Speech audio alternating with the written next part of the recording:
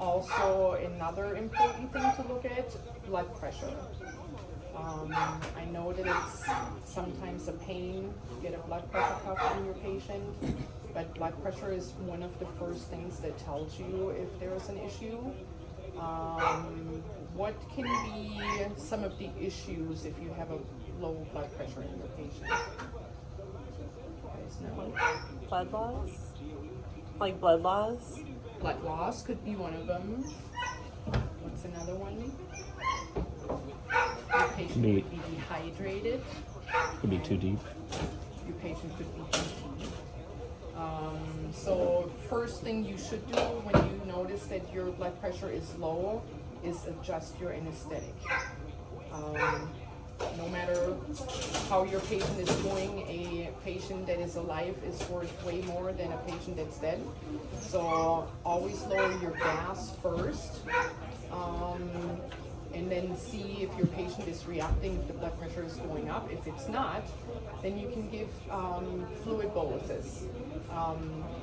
First thing you should always do is communicate with your surgeon or whatever doctor's in surgery with you. Let them know how the patient is doing, so communication is the key. You're basically their lifeline. They're doing their surgery. They're otherwise busy, so they can't always pay attention to what's going on the monitor or what's happening to the patient. So number one is always tell your doctor, hey, my blood pressure is low. Usually they'll guide you and tell you what it is that they want to do. Usually, like in our surgery setting, we give 2 fluid boluses to try to help the blood pressure. If those 2 fluid boluses don't help, then we administer either drugs. Glycopyrrolate is one of them, or atropine is probably another one that you guys know. Usually if you have a low blood pressure, you'll have a low heart rate too. Your mean is the most important measure that you have. It should not be lower than 60 in any animal, cat or dog. So if you see your blood pressure dropping, again, let your doctor know so that you can start a fluid bolus fairly quick or give some supportive drugs for your patient. I don't know if you guys have end-tidal CO2 on your machines. That would be another nice indicator, a quicker indicator even than blood pressure if there is an issue. So end gases that are not expelled from the body can actually turn toxic to your patient. So if you have a patient that's taking very few breaths and not expelling a lot of end gases, your normal end-tidal CO2 for a normal patient would be no higher, it's usually between 35 and 45. If your end-tidal CO2 is higher, what does that mean? What does that indicate? That they're not breathing enough So oxygen. either not breathing enough,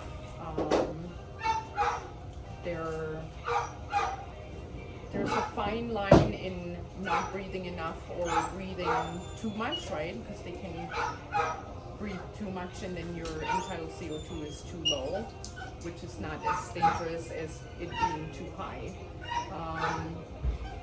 If your end-tidal is too high, I always explain it as, think of a fire and the smoke that comes from a fire. If that smoke stays in your patient, it becomes toxic, so it's important to get rid of that, right?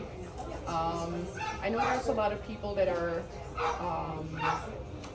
trying to give breaths, and you have to be very careful in how many you give and how fast.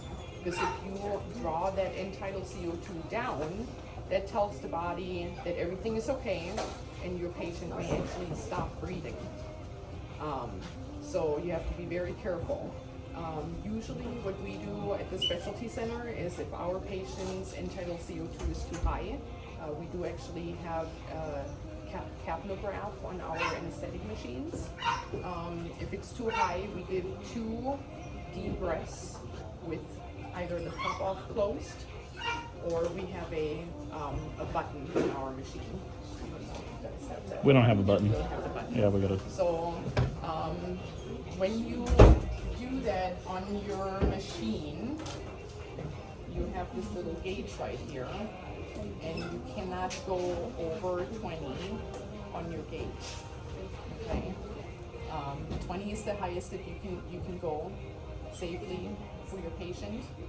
You should only give about 2 breaths per minute if your patient is not breathing enough, and see if your end-tidal CO2 actually fixes itself to where your patient starts breathing correctly. Okay? Any questions about that? I have a question. Yep. If you're giving breaths and you're trying not to go over 20, is that the same for all size dogs? That's correct. Okay. Yep.